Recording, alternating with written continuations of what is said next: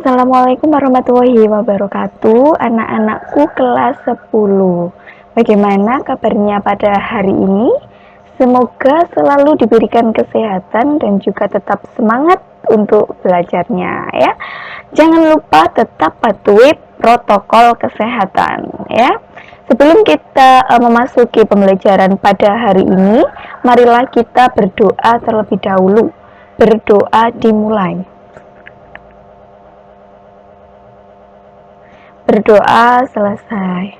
Nah, seperti biasanya sudah Ibu sampaikan bahwa absennya kalian cukup beri komentar pada video pembelajaran ini ya. Jadi kelas, nama dan juga nomor absen pada kolom komentar ya. Jangan lupa pada minggu lalu alhamdulillah kalian sudah melaksanakan ujian tengah semester ya. Jadi mungkin ada yang belum mengerjakan ya, nanti akan ada perbaikan ya. Mungkin ada siswa juga yang selama saya kasih tugas kalian tidak mengerjakan sama sekali juga ada lah. Nanti kalian juga mengerjakan perbaikan itu ya untuk menolong nilai kalian ya. Ibu harap jikalau ada tugas kalian segera mengerjakan ya. Supaya apa? Supaya tidak menumpuk di akhir ya. Jadi kalian harus tetap mengerjakan tugas-tugas yang Ibu berikan ya. Apabila kurang jelas silakan bisa ditanyakan, kan sudah Ibu fasilitasi juga di WA group ya. Jadi kita diskusi bersama-sama apabila ada yang kurang jelas. Bila ada yang ditanyakan mengenai tugas bisa tanya juga di WA group ya. Kemudian pada 2 minggu lalu kita sudah membahas tentang pengertian wawasan Nusantara. Jadi pada minggu ini kita akan melanjutkan ya materi sebelumnya. Jadi sekarang membahas tentang asas dan landasan wawasan Nusantara. Ibu jelaskan dulu tujuan pembelajarannya ya. Jadi melalui kegiatan pembelajaran ini, peserta didik dapat menggali informasi dan mempelajari berbagai sumber belajar. Diharapkan peserta didik dapat menganalisis dan menyajikan hasil penjelasan tentang asas dan landasan wawasan Nusantara dengan mengembangkan nilai karakter berpikir kritis, kreatif atau kemandirian, kerjasama atau gotong royong, dan kejujuran atau integritas. Ya. Nah, pada 2 minggu lalu kita akan menyinggung sedikit ya. Jadi 2 minggu lalu tepatnya ya, kita sudah membahas tentang pengertian wawasan Nusantara, yaitu cara pandang dan sikap bangsa Indonesia mengenai diri dan lingkungannya yang serba beragam dan bernilai strategis dengan mengutamakan persatuan dan kesatuan bangsa serta kesatuan wilayah dalam menyelenggarakan kehidupan berbangsa, bernegara, dan untuk mencapaikan tujuan nasional ya. Jadi pada pertemuan kali ini kita membahas tentang asas-asasnya. Jadi apa sih asas-asas dalam wawasan Nusantara itu apa? Yang pertama ada asas kepentingan bersama. Nah, asas ini dijadikan asas untuk membangun dan mengisi kemerdekaan guna mewujudkan tujuan nasional seperti yang tertuang dalam pembukaan Undang-Undang Dasar Negara Republik Indonesia tahun 1945. Jadi, asas kepentingan bersama ini ya sesuai dengan tujuan nasional kita. Ya, kemudian yang kedua ada asas keadilan. Nah, asas keadilan ini mencerminkan dari tata pergaulan dengan tidak merugikan para pihak. Jadi, misalnya penguasa juga harus adil terhadap seluruh penduduk Nusantara, tidak boleh membeda-bedakan ya. Ini juga sesuai dengan sila kelima Pancasila, yaitu keadilan sosial bagi seluruh rakyat Indonesia.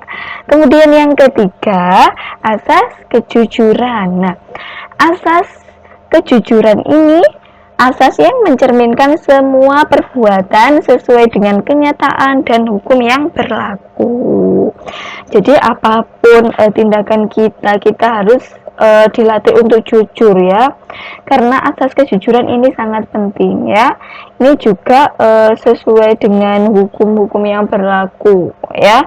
Jadi misalnya kalau maling kan nggak jujur ya, jadi ini sudah ada hukumannya ya apabila tidak jujur. Kalau tidak ketahuan nggak apa-apa, tapi kan kita memiliki Tuhan yang Maha Esa sesuai dengan sila pertama, ketuhanan yang Maha Esa.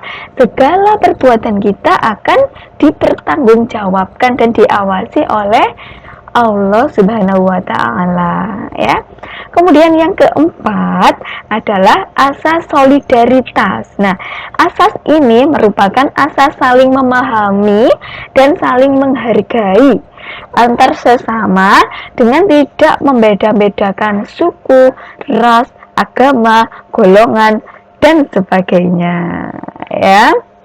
Jadi manusia atau kita sebagai warga negara Indonesia itu tidak bisa hidup sendiri tanpa bantuan orang lain. Karena apa? Karena kita adalah makhluk sosial. Nah, maka dari itu kita tidak boleh membeda-bedakan suku, ras, agama, golongan dan sebagainya. Karena kita hidup di negara kesatuan, yaitu negara Republik Indonesia. Kemudian yang kelima adalah asas kerjasama. Nah, asas ini menerapkan kebersamaan, gotong royong, dan saling membantu antar sama lain. Nah, jadi sudah Ibu jelaskan barusan ya, kalau kita ini tidak bisa hidup sendiri, artinya kita sebagai manusia yang sosial, jadi harus kerjasama, kita harus gotong royong dalam menyelesaikan semua permasalahan gitu ya. Kemudian yang keenam adalah asas kesetiaan. Nah, setia artinya setia terhadap kesepakatan bersama. Jadi apapun keputusannya ya, seperti kalian ya, semisal kalian punya kekasih, nah kalian jangan suka selingkuh, kalian harus menerapkan asas kesetiaan, yaitu kesepakatan bersama. Begitupun juga dengan wawasan Nusantara. Jadi kalau tidak sepakat, kita tidak bisa mencapai tujuan bersama ya. Begitu. Kemudian yang kedua ada landasan wawasan Nusantara. Nah, jadi landasan yang pertama itu kita bisa lihat ini ada piramida atau ada gambar segitiga ya. Jadi yang pertama ada landasan idil. Ini tentunya adalah Pancasila atau pembukaan Undang-Undang Dasar Negara Republik Indonesia tahun 1945. Karena apa? Karena Pancasila merupakan dasar negara Republik Indonesia ya. Yang kedua adalah landasan konstitusional. Jadi landasan konstitusional ini merupakan peraturan-peraturan atau hukum yang berlaku ya, seperti yang tertuang dalam atau didasarkan pada Undang-Undang Dasar Negara Republik Indonesia tahun 1945. Kemudian yang ketiga adalah landasan visional. Ini merupakan tujuan dari wawasan Nusantara. Ya, sesuai juga dengan pembukaan Undang-Undang Dasar Negara Republik Indonesia tahun 1945 pada alinea 4. Ya. Kemudian yang keempat adalah landasan konsepsional. Nah, ini merupakan ketahanan nasional ya. Jadi ini bagaimana kita bisa mempertahankan ketahanan nasional kita dari berbagai ancaman yang ada, baik ancaman dari dalam negeri maupun dari luar negeri, demi kesatuan Nusantara atau wawasan Nusantara.